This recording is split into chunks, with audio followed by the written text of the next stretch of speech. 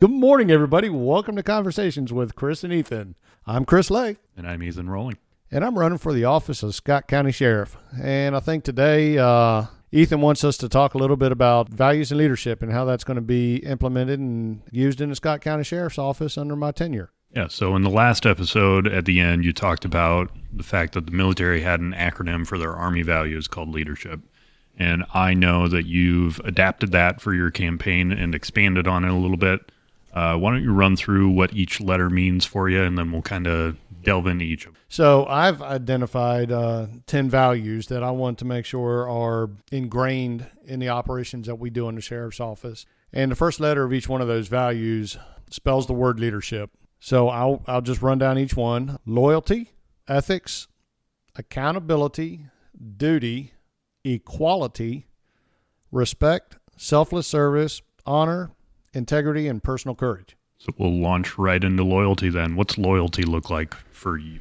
So loyalty is being true and faithful to, number one, the Constitution, not only of the country, but also of the state. Being true and faithful to the citizens of the country and the citizens of our community, which would be Scott County and the surrounding area. And also being faithful and true to each other in the profession, based upon moral and ethical behaviors and thoughts and principles.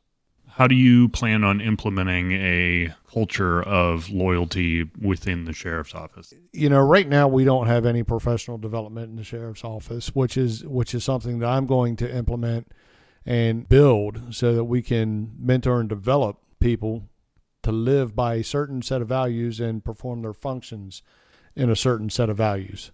So when you say leadership development, I know that the military has leadership development programs. Why don't you kind of talk a little bit about what those are? From the time that you're recommended to be a first-line supervisor in the military, there's different formal education that you go through in order to be a leader at each different level. Take, for instance, I mentioned in our last session that I got promoted to corporal while on my first tour in Korea. So in order to become a corporal and to take that role as a first-line supervisor, I had to attend what was then called the Primary Leadership Development Course, which was basically a 30-day academy where from 5 o'clock in the morning till 7, 8 o'clock at night, you studied, trained, and were educated on what leadership, counseling, resource management, all that fun stuff that comes with being in a supervisory position entails.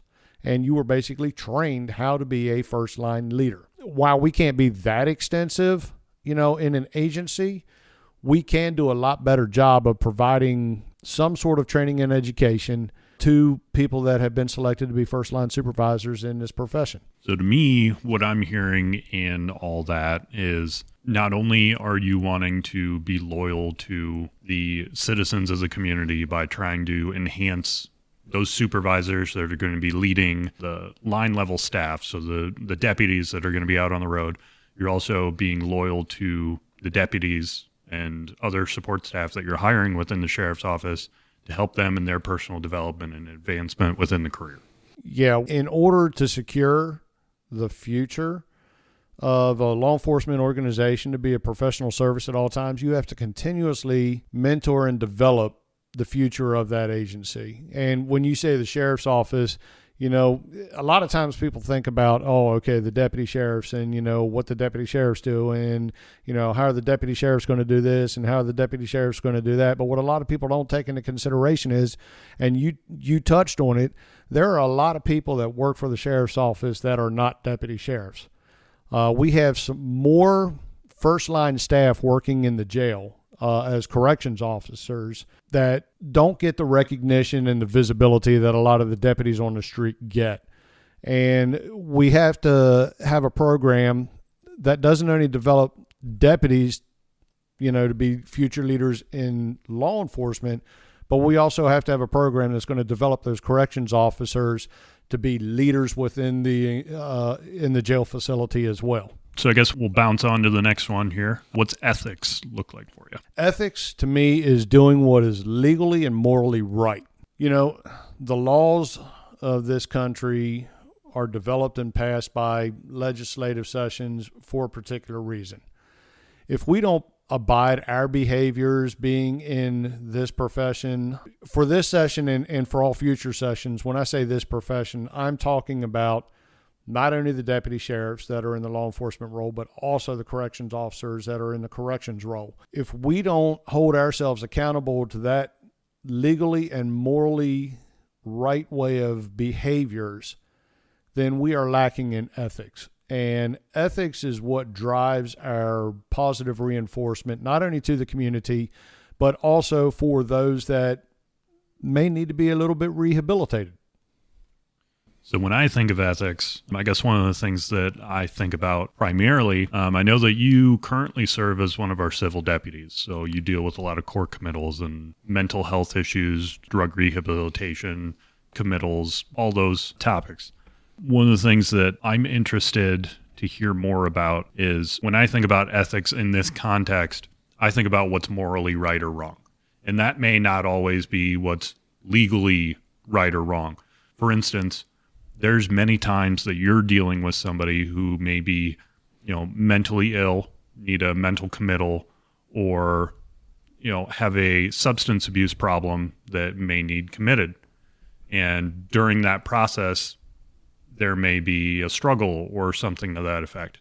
Now, legally speaking, you would have the authority to exercise your legal powers to charge them with assault if they were to fight with you.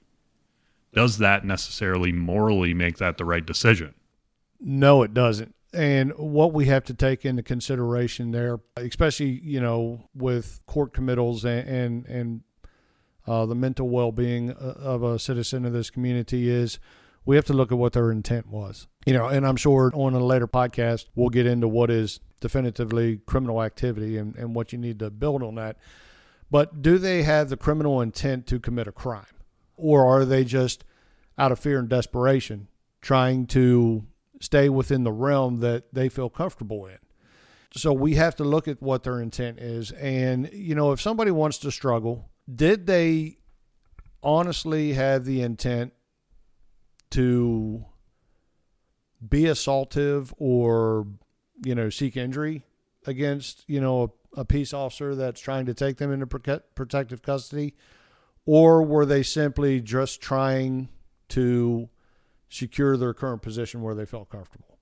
And we have to be able to have the discretion to make that determination so that we can act in a moral and legal fashion. But we don't need to go down the rabbit hole on that one right now, because I'm pretty sure in the future we'll have a podcast on mental illness and mental health as well. Right. So I guess we'll jump on down now to accountability. What's that look like in a Chris Lay sheriff? So accountability, we have got to, everybody knows what it means to be held accountable.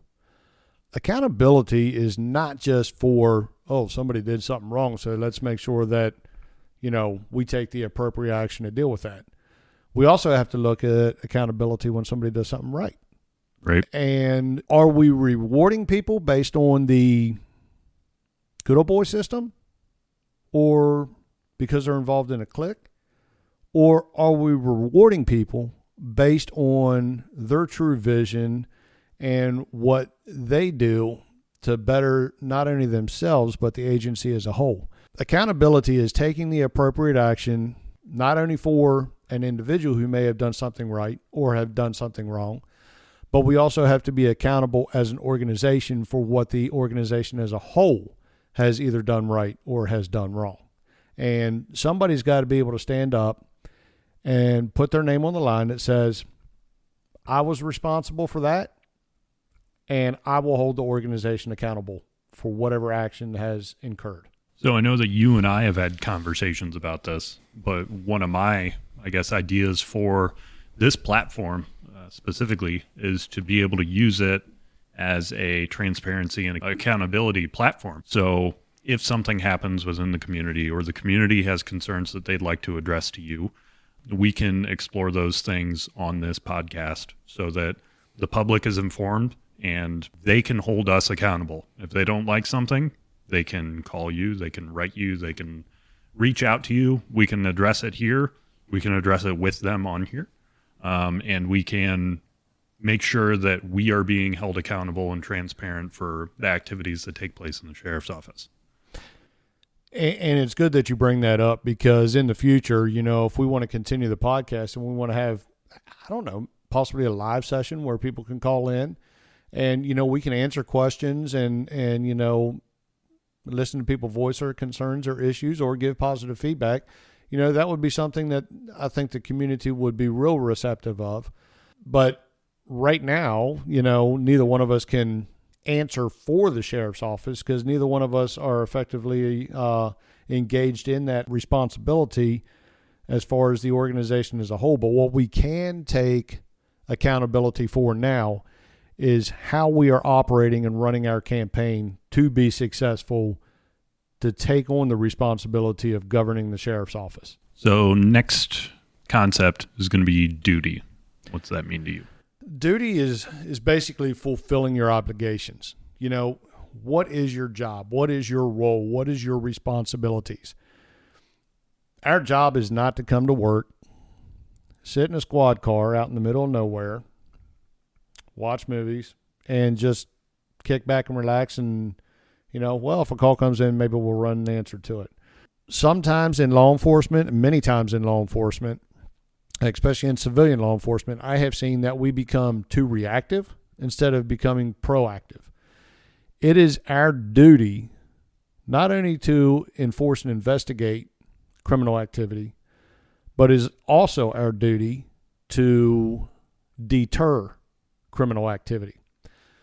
Sitting out on the side of a highway or sitting in the median of a highway, just simply monitoring traffic is a deterrence, because you can always see those brake lights come on. You can see the nose of a vehicle go down. And we have to make sure that we are doing just as much to deter crime as what we are to, enforce it or investigate it when it does occur. And then we have to look at what is the duty of our corrections officers in the jail as well. Typically, the people that are in the jail are being held, one, they're either being held because there's probable cause to believe they have committed a crime, which means they need to be supervised, while still affording them their constitutional rights, or they're being held in the jail because they have been convicted of a crime. And our job there is to supervise their confinement and rehabilitation. We've also got to make sure that jail is not intended to be a per se resort where they can go to and kind of hang out. Jail should be jail. But we should also offer programs to, help those individuals come out of the jail and provide a more positive influence in the community where they live. So it is, I would say, the duty of the corrections officers to supervise and implement that program. I would agree. So I guess to expand on that idea of the jail a little bit, I wanted to clarify the idea of the jail is not to be overly punitive in nature. It is to rehabilitate those there. However, jail should not be a goal of people to end up there. It should still be a societal deterrence, where currently in our community, I feel that's not the case, having worked in the jail directly myself and spoken to multiple individuals who have been patrons of the jail. The Scott County Jail just doesn't have the reputation that a lot of other jails have. Yeah, it's funny that you say something like that, because, I have had the acquaintance of repeat clientele of the Scott County Jail. And on more than one occasion, the statement has been made to me as we're traveling down to the jail that, well, thank God I'm not going to the Jackson County Jail or the Muscatine County Jail. Thank God I'm going to Scott County Jail. So we've got to make sure that jail is a deterrence to criminal activity. So we'll move on now. What does equality mean for you? Fair and equitable treatment and enforcement of the laws, regardless of your ethnicity, your gender, your status in the community. It's fair and equitable enforcement across the board of all laws, all processes, and all protocols. Everybody gets treated the same. Yeah, that seems pretty straightforward. So I guess we'll just hop on over to respect, because I feel like those two are pretty closely entwined as far as I see. Yeah, respect. And you can go back to, for those that might be religious, treat people as you would want to be treated, or treat people how they should be treated. And, as I've been in this profession for 29 years, going over 29 years, every time I've trained a new law enforcement officer or professional in this profession, there's one thing I try to drive home all the time. No matter what kind of interaction you're having with any individual in the community, you have got to make sure that you treat them with respect no matter what. Just because you're taking somebody into custody does not mean that they cannot be treated with respect. And a lot of young officers I've seen over the years are like, well, they're going to respect my authority. Well, if you don't give respect, you're never going to get respect. So we have to give it in order to get it. And not only do we have to respect the people that we interact with in the community, we've also got to respect each other. And keeping a work environment professional and respectful is key and foundational to discipline in the agency as well. So obviously I've known you for a bit, Chris, and I have a little bit of inside baseball because we've talked about a lot of this.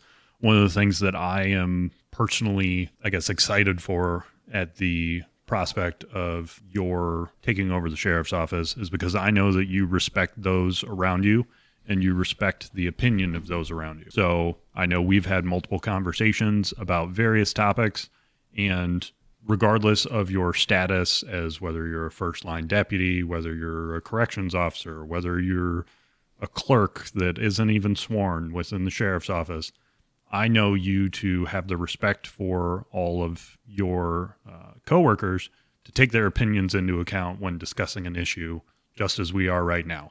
Do you want to talk about that a little bit? So everybody's got the right to have an opinion.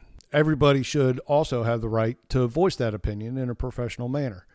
You got to sit down and have a conversation, and constantly dictating what is going to happen without having a conversation, it leads to decreased morale and distrust.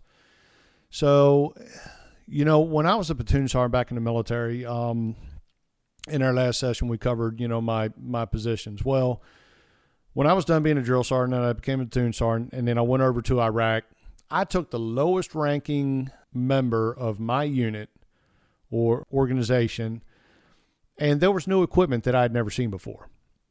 So I took her and I said, I want you to train me on how to use this equipment, even though I was the senior ranking person in that organization. And she did. She took 3 to 4 hours and she trained me how to use that equipment. And even if you're at the top, you have to be able to work side by side, hand in hand with those that you lead. And if you're not willing to come out and do the job of those that you're leading, then maybe you shouldn't be leading those in that job. So I'm all about getting my hands dirty and doing the work that I expect everybody else to do. Why don't we talk about selfless service? I know that's a little bit of a different one for those that weren't in the military, but those that were specifically in the Army are going to be well acquainted with this idea. Why don't you talk about that for a couple minutes? So selfless service, it's larger than just an individual. It's putting the needs of the community, the needs of the country, the needs of your fellow employees above your own. It's going the extra mile to do the extra effort to provide that service professionally without the constant thought that I need to be recognized or have gain for doing this. Selfless means you're not doing it for yourself. You're doing it for others. People can see what your honest actions are by the way that you perform those actions. And if you do it without expecting a reward and you do it well, then people are going to recognize that you're doing it for them. So we've got to make sure that we do everything with selfless service. Because no matter whether you're at the top, whether you're at the baseline, we're offering a service. And leaders are there to offer service to their subordinates. We have got to serve our subordinates so that our subordinates know that they can serve the community without retribution. So now we're circling around to honor. Honor means that you are living your life and that you are executing your profession in accordance with all the other values that govern how we act and how we work. We don't just instill these values and live by these values when we put the uniform on and we come into the office and we do our job. We've got to live our lives by these values, both outside of work and in the profession. And if you do everything and your actions are all governed by these values, then you are living your life honorably. So honor is basically implementing all the other values into your work and your personal life.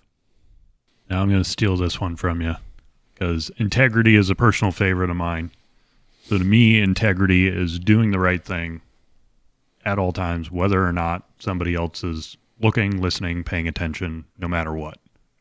I think it runs pretty closely with ethics. And if you are living an honorable life, you are living with integrity as well. Do you have anything you'd like to add for integrity? You touched on it again. You've touched on it previously when we were talking about ethics, and so did I, is doing what's right legally and morally. But it's also being honest. You have to tell the truth. If you make a mistake, tell the truth. If you take an action that is right, tell the truth. We're always going to tell the truth when it benefits us. But we also have to be responsible and take accountability of our actions and tell the truth when it might not be the best outcome for us. Right. So rounding out, we're finishing up here with personal courage. Personal courage. You got to face fear and danger and face adversity. Putting yourself and your life ahead of others so that they can feel safe and secure in their environment and the citizens can feel safe and secure in the community is of utmost importance. And I'll bring up, there's been recent activities over the last several years with active shooter scenarios. We're sworn to do a job. And while it might not always be glamorous, so you took an oath to put others' needs ahead of your own needs, whether that means, putting yourself in the way of danger or, reducing your personal security. We've got to make sure that we can face that fear and adversity head on without question and without hesitation. Yeah, and I'd add to that by also saying that I think that living by these other values also require a fair amount of personal courage. Because like you said, you have to live with integrity and honor, and it's not always easy to do those things because we're human and people make mistakes. But part of living with personal courage is to do the right thing in spite of the fear of retribution or the fear of what may come from that. And to take ownership of your decisions and the actions that you take. And it also takes a lot of personal courage to hold others accountable for their actions as well. Well, that wraps up our leadership rundown. Is there anything else you'd like to add, Chris? Stay tuned. We're going to have more podcasts coming up. And I hope you all have a good day. And we'll see y'all later.